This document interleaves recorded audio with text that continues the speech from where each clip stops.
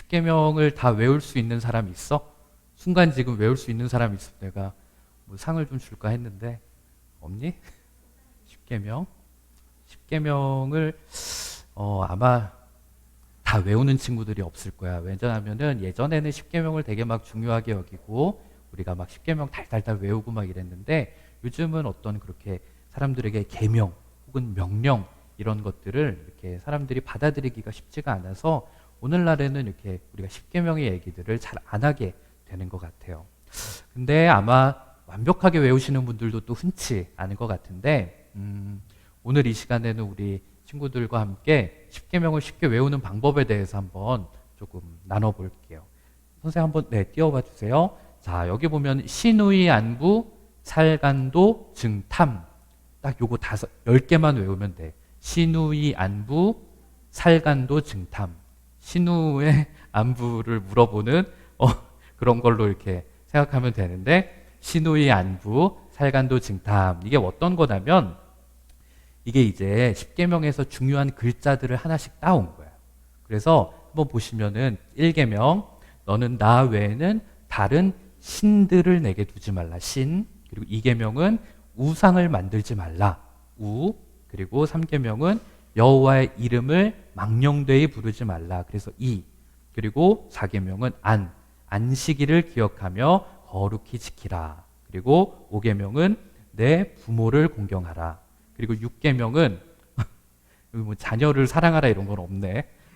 너희들이 크게 할 수 있을 것 같은데 6계명은 살인하지 말라. 7계명은 간음하지 말라.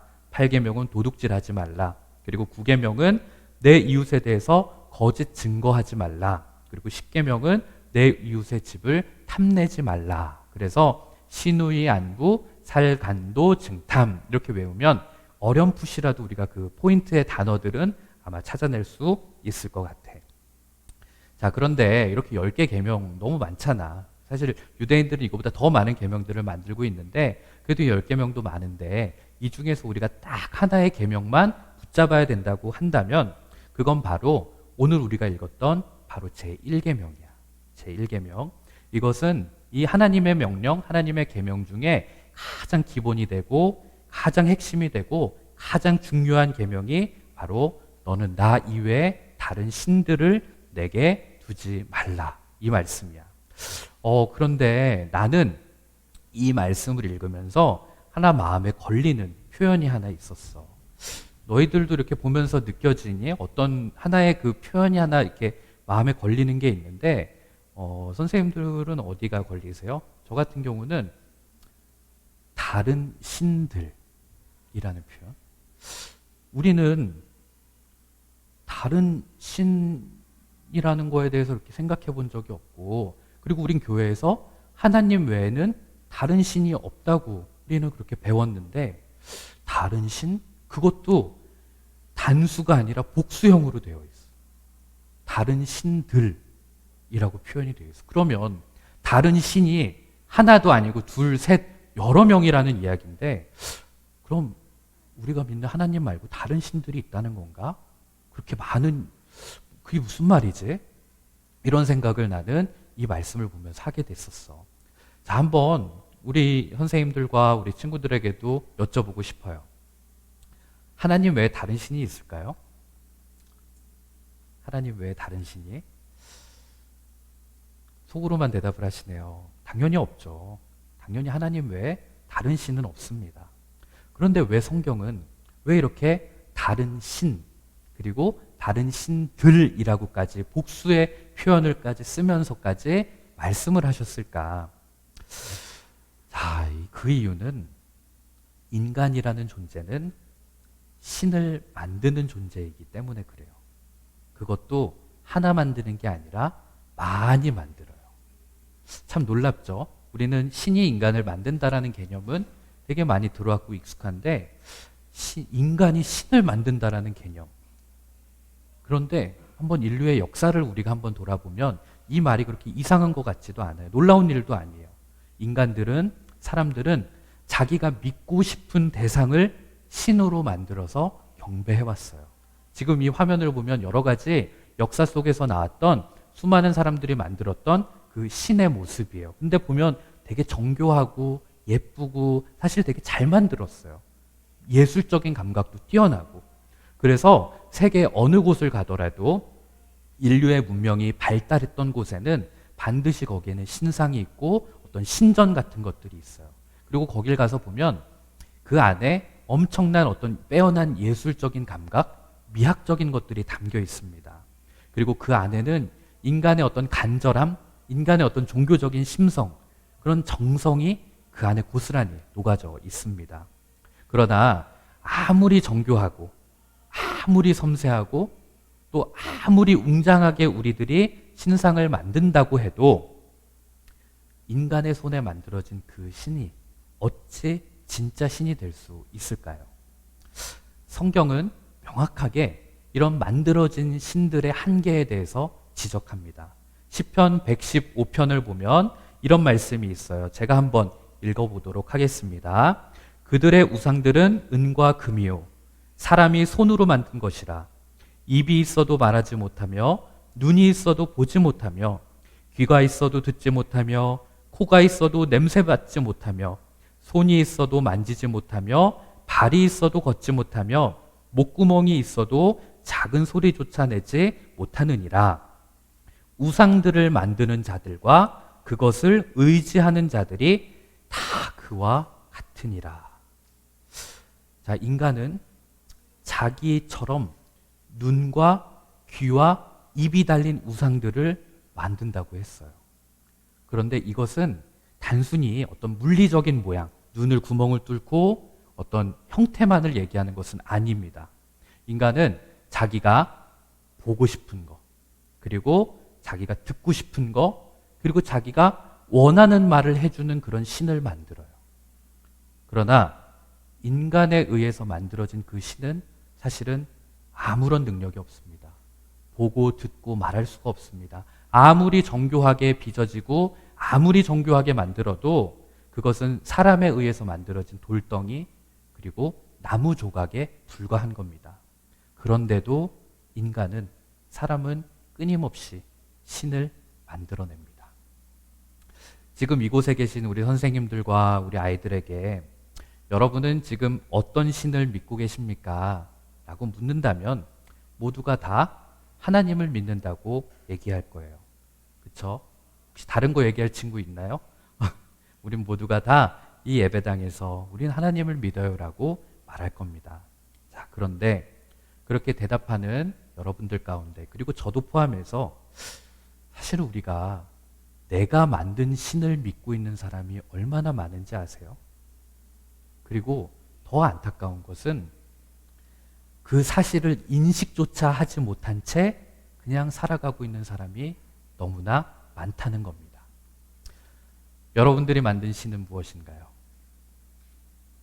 우리들이 만든, 아니 제가 만든 신은 무엇이었을까요? 오늘은 그거에 대해서 함께 나눠보려고 합니다. 첫째로 돈신입니다. 돈신. 일부러 좀 되게 직설적으로 표현했어요. 뭐 이렇게 경제, 뭐 이런 멋있는 말들이 있지만 그냥 직설적으로 돈신. 이 말을 들으면 좀 뭔가 우린 돈이라는 표현에 대해서 되게 좀 약간 뭐랄까 반감이 들기도 해요. 뭐 예를 들어서 내가 담임 목사님한테 목사님 저 한 달 일한 돈 주세요 이렇게 말하진 않죠. 그래도 뭔가 우린 고상하게 사례비를 주세요. 사례비가 밀렸네요. 뭐 이런 수고비 막 이런 식으로 우리가 얘기하는 것처럼 돈이라는 표현을 우린 되게 좀 거북하게 좀 천박하게 느끼기도 해. 그래서 목사님 자본주의 사회에서 살면서 돈이 중요하고 돈이 필요한 건 맞잖아요. 그래도 제가 돈의 노예가 돼가지고 그 돈을 신처럼 떠받들거나 그러진 않아요. 이렇게 말하는 사람들이 있어요. 그리고 그렇게 말할 수도 있죠. 돈이라는 게 어딘가 모르게 천박해 보이고 돈이 나의 신이 된다라는 거 되게 자존심 상해요. 뭐 좀 되게 막 명예, 뭐 거창한 게 나의 뭐 또 우상이고 신이 되면 좀 그런데 돈이 나의 우상이 되고 나의 신이 된다? 그래서 그런지 많은 청년들이나 성도분들이 목회자에게 어떤 기도 제목이나 나의 연약함을 고백할 때 이런 말들이 많아요. 목사님, 저는 다른 사람을 미워하는 마음이 있어요. 그 사람 미워하는 이 마음을 좀 없어졌으면 좋겠어요. 혹은 저는 하나님을 너무 많이 사랑하지 않아요. 하나님을 사랑하는 그 마음이 회복됐으면 좋겠어요. 저는 너무 게으르고 나태해요, 목사님.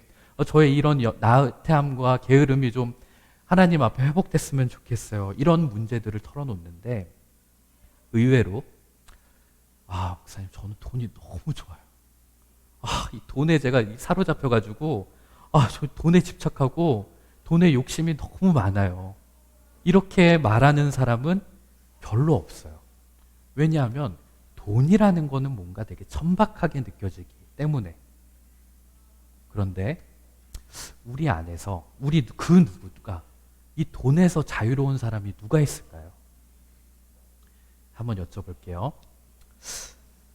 여러분, 오늘 기도 안에서 혹시 불안하신가요?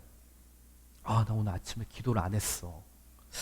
혹은 오늘 아침에 말씀을 읽지 않아서 그 하루가 막 불안하고 그러시나요? 물론 그런 분도 계시겠지만 저는 사실 아니었던 것 같아요. 한번 생각해 볼까요? 조금 더 극단적인 비유. 성경 통독 밀린 게 불안하세요? 카드값 밀린 게 불안하세요? 둘 다 밀린 건데. 자, 또 극단적으로 갑니다. 오늘 내가 기도를 안 해서 주눅 드세요? 아니면 내 통장에, 내 카드에 잔고가 없으면 주눅이 드시나요? 또 하나. 자, 내가 너무 바빠서 말씀을 읽을 시간이 점점 줄어들어. 그게 속상하세요? 아니면 내 주가가 떨어지는 게 속상하세요?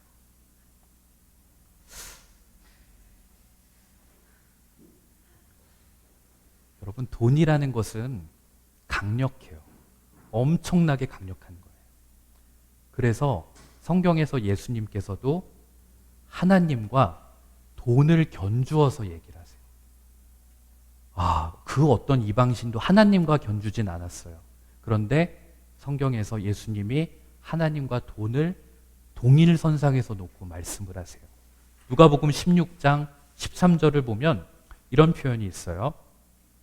집 하인이 두 주인을 섬길 수 없나니 혹 이를 미워하고 저를 사랑하거나 혹 이를 중히 여기고 저것을 경히 여길 것임이니라. 너희는 하나님과 재물을 겸하여 섬길 수 없느니라. 돈이라는 존재가 얼마나 강력하면 하나님과 돈을 가지런히 놓고 비교하는 거예요. 만약 하나님께서 저에게 오셔서 야 원서가 세상에 있는 모든 하늘의 해와 달과 별과 저 물 모든 걸 너한테 다 줄게. 대신에 나는 지금 너가 갖고 있는 그 통장과 그 카드와 그 지갑 그거 나한테 줘라. 하나님이 만약 나한테 그렇게 얘기한다면 내가 뭐라고 얘기할 것 같아? 하나님 너무 감사해요. 해, 달, 별 안 주셔도 돼요. 제 거 다 가지세요라고 그렇게 얘기하는 사람이었으면 나도 좋겠는데 나는 이런 질문을 받으면 그럴 것 같아. 하나님, 저 하늘의 별과 태양, 공기 저 필요 없어요. 그냥 그거 하나님 가지세요. 그냥 제 통장이나 제 지갑이나 가만히 두세요. 그럴 것 같아. 여러분들의 통장, 여러분들의 지갑, 여러분들의 계좌, 너희들의 용돈의 주인은 누구니? 그 기자들 중에 정치부 소속으로 된 기자분한테 들은 얘기인데 그 한 정치인을 보고 기자들이 분석을 할 때 그런 표현이 있대요. 그 사람의 입을 보지 말고 그 사람의 발을 보라 라는 표현이 있대요. 만약에 예를 들어서 어떤 한 사람이 막 입으로는 저는 대통령에 관심이 없어요. 아, 저는 대통령 하고 싶지 않아요. 아유, 그건 저 아닙니다. 이렇게 관심 없다고 입으로 말은 하면서도 그 사람이 보이는 그 행보가, 그 사람이 보이는 발자취가 만약에 대통령의 그 행보를 보인다면 그 사람은 대통령에 관심이 있다라는 거예요. 그리고 한 사람이 어떻게 보면 입으로 막 정의를 얘기하면서도 그 사람의 걸어가는 발걸음은 탐욕의 자리, 욕심의 자리로 가고 있다면 그 사람은 정의로운 정치인이 아니라 탐욕스러운 정치인이라는 거예요. 그런데 이 말이 어떻게 꼭 우리가 정치인에게만 한정 지을 수 있을까요? 되게 유명한 그 장로교단의 목사님이신데 청량리 중앙교회라는 곳이 있어요. 거기에 담임 목사님이셨던, 지금은 돌아가셨어요, 고 임택진 목사님이란 분이 계세요. 근데 이분이 정말 존경받는 그런 목사님이셨어요. 그런데 한 분은 이분에게 이 청량리 중앙교회보다 훨씬 더 큰 교회, 그러니까 4배가 더 큰 교회였대요. 그 당시 청량리 중앙교회가 200명 되는 교회였는데 800명이 되는 더 큰 교회에서 청빙이 들어온 거예요. 목사님, 저희 교회로 오십시오. 너희들은 잘 모를 수 있는데 목사님들도 막 이 교회에 있다가 막 옮겨가고 이런 일들이 있단 말이야. 그렇게 제안이 들어온 거야. 그러니까 근데 너무 존경받는 목사님이니까 이 청량리 중앙교회 장로님들이 회의가 열렸대. 그리고 나서 담임 목사님 부른 거야, 임택진 목사님을. 목사님, 저희가 다음 달부터 생활비 올려드릴 테니까 가지 마세요. 다 그렇게 얘기를 한 거야. 이 목사님 막 이러셨을까? 근데 이 목사님이 그때 했던 이야기가 나는 너무 마음에 남아. 그 말이 뭐였냐면, 장로님, 소시장의 소는 부르는 사람에 따라서 가격이 올라가기도 하고 내려가기도 하지만 저는 소시장의 소가 아닙니다. 그리고는 그냥 청량리 중앙교회를 남으셨다고 그래요. 저 목사님 얼굴 보면 조금 우리 선생님들은 아시는 목사님이랑 닮지 않았나요? 김동호 목사님이란 분의 스승 같은 분이에요. 김동호 목사님이란 분이 저 청량리 중앙교회에서 사역도 했고 저분 밑에서 목회를 배웠던 거예요. 그렇게 저 임택진 목사님은 돈에 흔들리지 않고 그냥 그 자리를 평생 지키고 은퇴하셨다고 그래요. 저도 목사예요. 저도 이 목회자의 길을 가고 있고 어떤 세속적인 욕망과 욕심들 다 내려놓고 이 길로 들어왔다고 생각했지만 사실은 저도 돈에 흔들려요. 저도 11조를 낼 때 이 돈이면 다른 걸 할 수 있는데 라는 생각 당연히 들어요. 그리고 다른 교역자들끼리 만나서 얘기하면, 야, 어느 교회가 목회자 사례비를 얼마를 준대. 야, 거기는 목회자 이런 지원도 있대. 이런 혜택도 있대. 야, 그 교회는 차를 지원해 준대. 야, 그 교회는 집을 지원해 준대. 기름값에 전화비에, 야, 그런 교회가 있대. 저는 처음 신학교를 갔을 때 아유, 저런 얘기는 하고 있고, 아유, 저 천박한 목회자들, 야, 신학생들이 어떻게 저럴 수가 있냐? 그 나는 아니라고 생각해.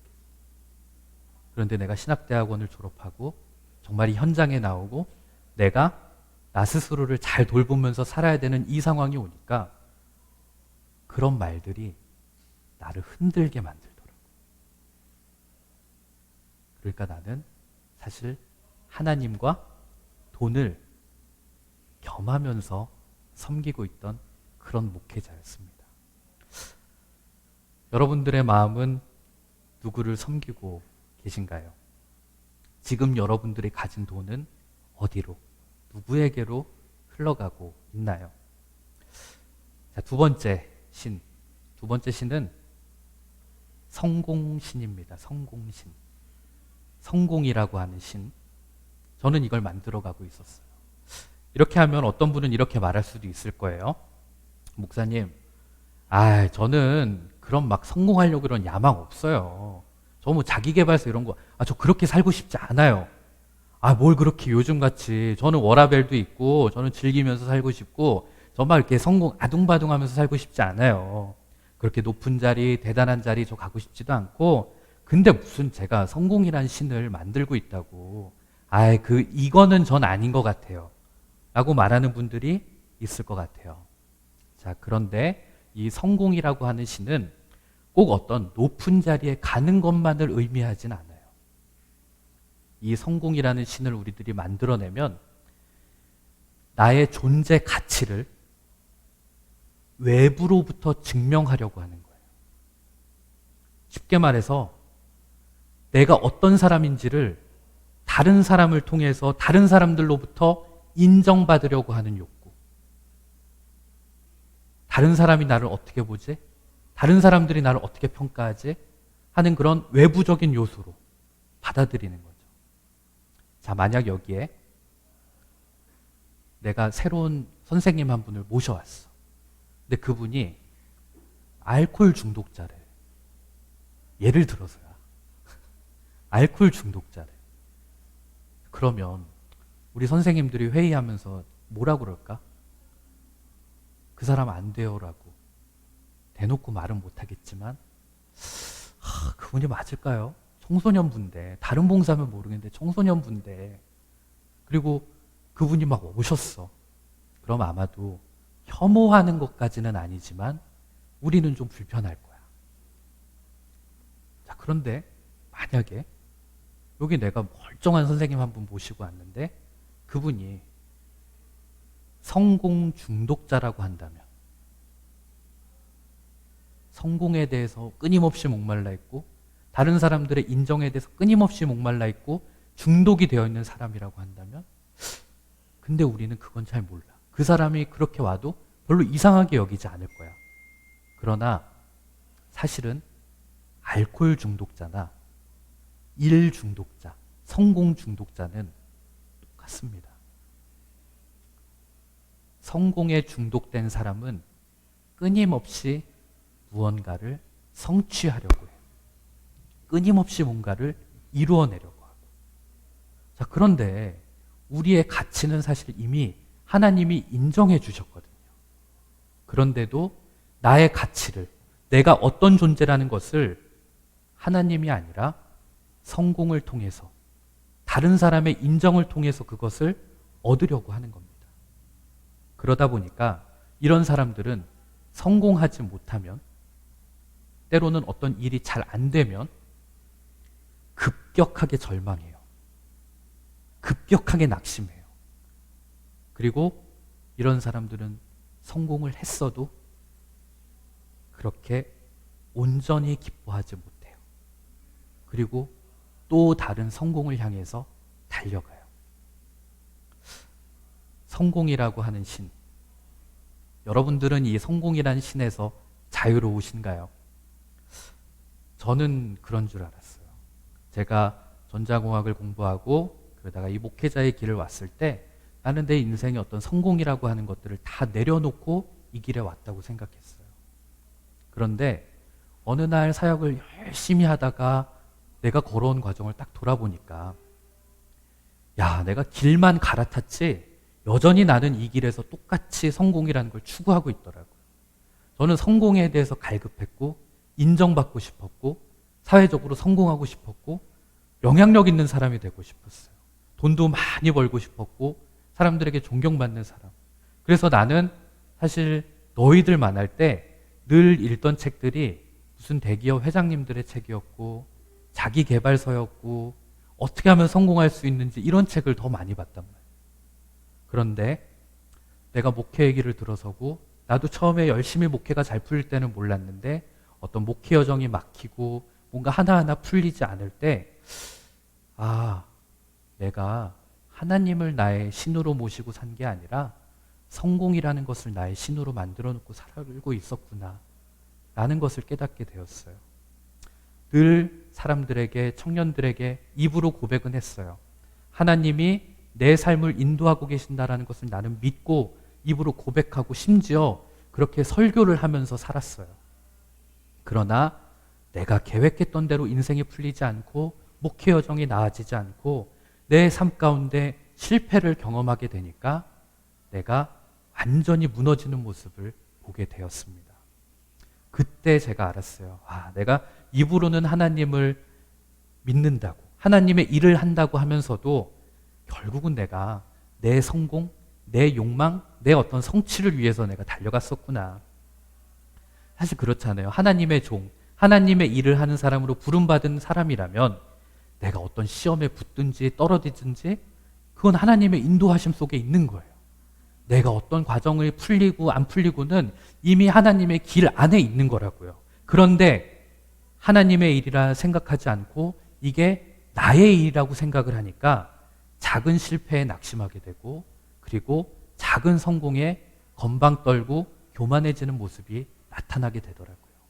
결국 저는 어느 순간에 하나님과 이 성공이라는 두 개를 나란히 두고 있었습니다. 그리고 제가 만든 세 번째 신은 바로 자신입니다. 자신. 자, 말장난 같지만 어떻게 보면 되게 가장 무서운 신이에요. 아마 그래도 목사님 저는 돈신 안 만들었어요. 저는 그래도 뭐 성취 이런 거 그렇게 자유로워요. 전 성공이라는 신도 안 만들었어요. 하지만 이 자신이라고 하는 이 자기를 신으로 만든 거에 대해서는 누구도 예외가 없을 겁니다. 자신의 꿈, 자신의 욕망, 자기 자신을 숭배하는 거예요. 한마디로 내가 만든 신은 결국 나라는 신, 바로 자신이었습니다. 성경에도 자기가 신이 되어서 살아가던 시대가 있었습니다. 아주 개판이었어요. 난장판. 그 시대가 바로 사사시대입니다. 사사기라고 하는 책도 있죠. 이 사사시대가 어떤 시대였냐면 성경이 이렇게 요약해요. 사사기 17장 6절을 보면 그때에는 이스라엘에 왕이 없었으므로 사람마다 자기 소견에 옳은 대로 행하였더라. 이스라엘 백성들은 이 당시에 왕이 없었어요. 왜냐하면 하나님이 우리의 왕이라고 고백했기 때문에. 그렇기 때문에 이스라엘 백성들은 하나님을 왕으로 모셔야 되는 그런 하나님의 백성들이었는데 이 사람들이 하나님의 말씀을 완전히 무시하고 살았어요. 그리고서는 자기 소견대로, 자기 생각대로 살았어요. 그 삶의 모습이 얼마나 추악했는지 아세요? 혹시 너희들 성경을 읽다가 좀 이렇게 요즘 미드에 나오는, 넷플릭스에 나오는 그런 자극적이고 막 이런 좀 폭력적이고 이런 걸 내가 보고 싶다, 읽고 싶다 이러면 사사기를 읽으면 돼요. 아마 사사기 한 번도 안 읽어봤을 것 같아. 사사기를 봐. 그럼 거기에 삼류 소설에나 나올 법한 이야기들이 엄청나게 등장해요. 우상숭배, 전쟁, 폭행, 강간, 시신유기, 별별 일들이 성경에 다 나와 있어요. 그런데 이거 우리가 듣기에도 거북한 단어들인데 하나님께서는 이런 내용을 사사기라고 하는 곳에 그렇게 기록하시면서까지 결국 우리들에게 하시고자 했던 말씀은 무엇인가? 얘들아, 누가 왕이니? 너희들에게 있어서 누가 진짜 왕이야? 내가 왕이야. 이것을 사사기를 통해서 말씀해주고 싶었던 거예요. 우리 모두 교회를 다니기 때문에 입으로는 주님, 예수님, 하나님 다 입으로는 얘기해요. 그런데 정말로 하나님이 나의 인생의 주인이신가?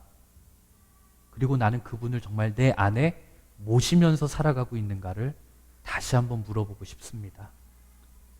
여러분 모두 솔직히 자기 소견에 옳은 대로 살아가고 있지는 않으시나요? 하나님이 시키는 대로, 또 하나님의 방법대로 하나님이 시키신 그 자리에서 하나님이 맡기신 때 우리는 그 일을 하지 않아요. 내가 하고 싶은 대로, 그리고 내가 하고 싶은 방법에서, 내가 하고 싶은 자리에서, 내가 하고 싶은 때 자기 뜻대로 행동하며 살아가요. 그러면서도 우리는 기도하죠. 주님, 하나님, 제 삶을 도와주세요. 저를 좀 지켜주세요. 저를 좀 인도해 주세요. 우리 청소년부 수준을 제가 알기 때문에 어려운 표현을 하나 가져왔어요. 고백적 유실론자가 실천적 무실론자로 살아가고 있는 모습인 거예요. 자, 한번 볼게요. 고백론적 유실론자. 무슨 말인가? 입으로 하나님을 믿는다고 고백하며 사는 사람이에요. 그런데 실천론적 무실론자. 이 말은 뭔가? 삶은 하나님 없는 사람처럼 살아가고 있는 모습들. 그게 실천적 무실론자라는 표현. 그런데 그게 오늘 우리들의 모습이라는 거죠. 자, 그렇다면 하나님이 주인 되시는 그런 삶은 우리가 어떻게 사는 게 그런 삶일까? 그 방법은 예수님께서 우리들에게 가르쳐 주셨던 주님의 기도, 주기도문에 잘 담겨 있습니다. 마태복음 6장 9절에서 10절을 보면 이렇게 되어 있어요. 그러므로 너희는 이렇게 기도하라. 하늘에 계신 우리 아버지여, 이름이 거룩히 여김을 받으시오며 나라가 임하시오며 뜻이 하늘에서 이루어진 것 같이 땅에서도 이루어지리다. 내가 간절히 이것이 이루어지기를 원한다는 그런 기도입니다. 자, 그런데 하나님께서는 왜 이 기도를 우리들에게 가르쳐 주셨나?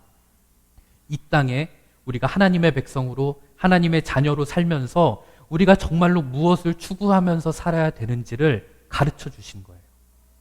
자, 잘 생각해 보세요. 기도는 소망이에요. 기도는 비전이에요. 기도는 내가 어떤 것을 바라보는 그 삶의 모습이에요. 누구나 사람들은 내가 간절히 원하는 것을 기도하게 되어 있어요. 그리고 그 사람의 기도를 보면 그 사람이 무엇을 추구하는지를 알 수가 있어요. 그가 무엇을 원하는지를 우리는 알 수 있어요. 그 사람의 인생의 주인이 누구인지를 우리는 그 사람의 기도를 보면 알 수 있다고요. 예수님께서 이 주기도문을 제자들에게 가르쳐 주신 거는 그냥 암기하라고 주신 게 아니에요. 이거 그냥 예배 마칠 때 쓰라고 주신 게 아니라는 거예요. 이게 바로 너희들이 추구해야 될 삶의 방향이야. 너희가 어디에 살든지 무엇을 하면서 살든지 어떤 직업을 갖고 살든지 간에 너희는 이걸 추구하면서 살아야 돼. 그 추구해야 될 게 뭐라고? 하나님 아버지의 이름이 거룩히 여김을 받고 아버지의 뜻이 이 땅 가운데 이루어지기를 원하는 그런 삶을 살아야 된다는 거야.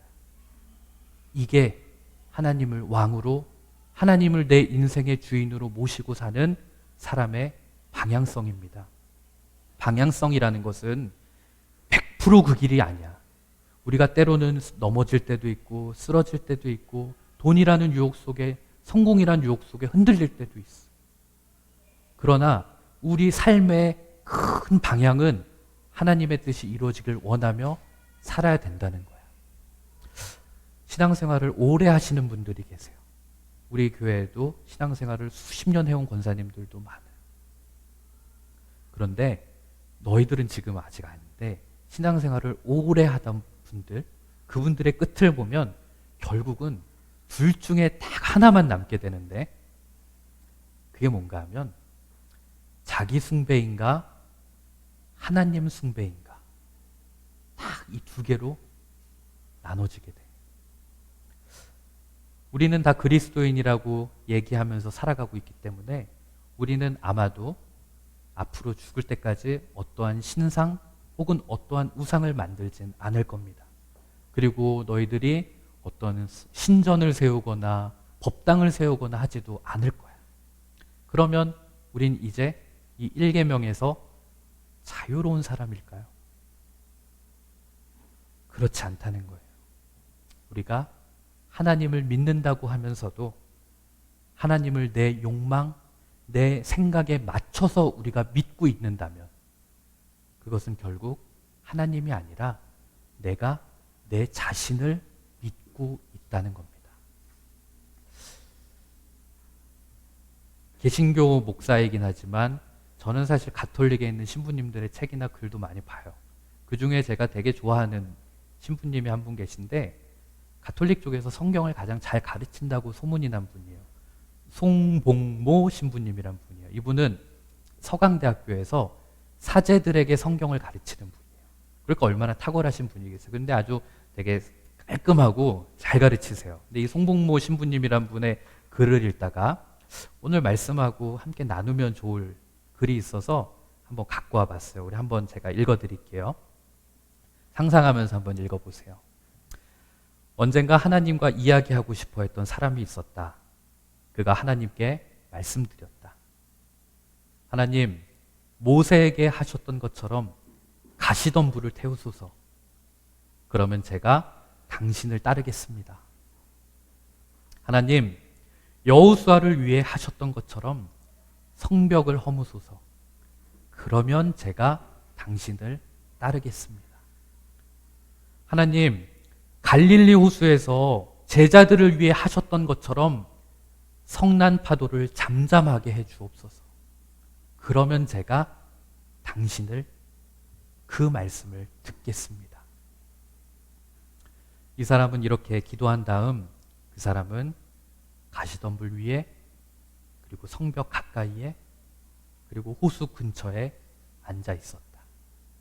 그리고 하나님께서 응답하시기를 기다렸다. 마침내 그의 기도를 들으신 하나님께서 응답하셨다. 하나님은 불을 보내셨다. 그러나 가시덤불이 아니라 교회 안에 불을 보내셨다. 하나님은 벽을 허무셨다. 그러나 성벽이 아니라 죄의 벽을 허무셨다. 하나님은 폭풍을 일으키셨다. 그러나 호수가 아니라 인간의 영혼 속에 폭풍을 일으키셨다. 그 후에 하나님은 그 사람이 응답하기를 기다리셨다. 기다리시고 기다리시고 또 기다리셨다. 그러나 그 사람은 교회가 아닌 가시덤불만 바라보고 있었다. 자기 양심이 아닌 성벽만 바라보고 있었다. 영혼이 아닌 호수만 바라보고 있었다. 그리고 마침내 그는 하나님께서는 아무것도 하시지 않는다고 결론을 맺었다. 그가 하나님께 물었다. 하나님, 당신은 저를 잊었습니까? 그러자 하나님께서 그에게 대답하셨다. 너는 듣기를 잊었느냐? 이 글의 주인공도 나름대로 하나님을 잘 믿는 사람이었어. 하나님께 간절히 기도하는 사람이었어. 하나님께서 자신의 기도에 응답해 주시기를 기다리면서 가시덤불에서 성벽에서 호숫가에서 기다릴 줄도 아는 사람이었다고요. 그러나 그가 믿은 건 하나님이 아니었습니다. 그는 하나님이 아니라 바로 자기 자신을 믿고 있던 사람이었습니다. 이게 오늘 저와 여러분의 모습 아닌가요? 하나님을 믿는다면서 하나님의 말씀인 성경을 단 한 번도 읽지 않으려고 한다면 우리 믿음의 대상이 과연 하나님이겠습니까? 아니면 내가 만든 신이겠습니까?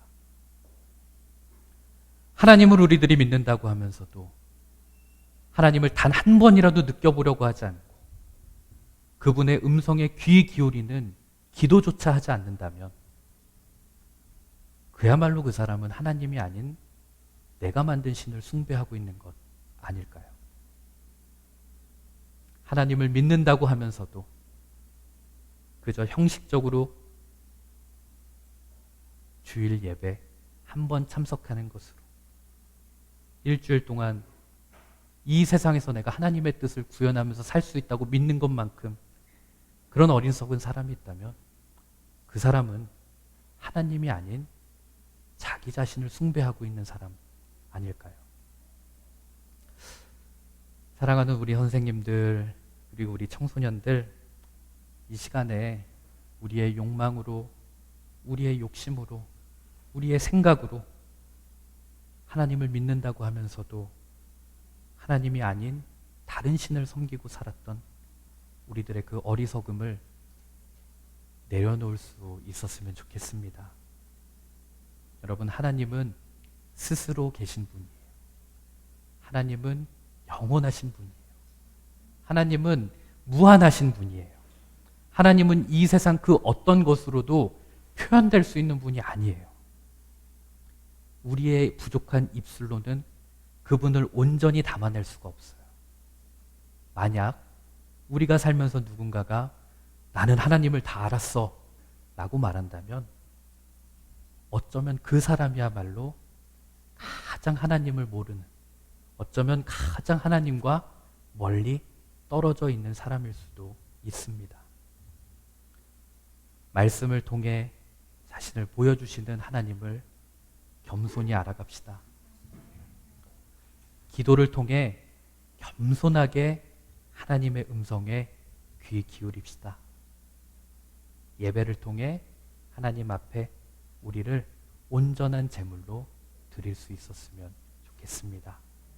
그럴 때 하나님께서는 우리 인생의 참된 주인이 되어주시고, 그럴 때 하나님을 인생의 주인으로 모셨던 그 성경 속의 수많은 인물들처럼 하나님께서 저와 여러분의 인생을 사용하실 겁니다.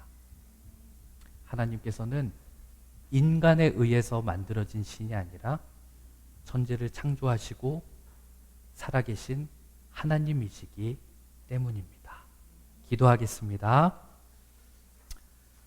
하나님, 하나님의 말씀인 성경을 읽지도 않고 하나님을 다 아는 것처럼 행동했던 우리는 내 욕망으로 신을 만든 우상 숭배자였습니다. 기도하지 않고서도 하나님의 뜻대로 사는 것처럼 착각해온 우리는 하나님을 내 방식대로 만든 자기 숭배자였습니다. 주일 예배 한 번 드림으로 스스로 참된 그리스도인이라고 믿어온 우리는 자기 소견에 옳은 대로 살던 사사시대의 어리석은 백성들과 다를 바 없었습니다. 비록 내 손으로 우상을 만들지는 않았어도 우리 마음으로는 욕망과 야망과 정욕을 쫓아서 매일같이 우상을 만들어냈습니다.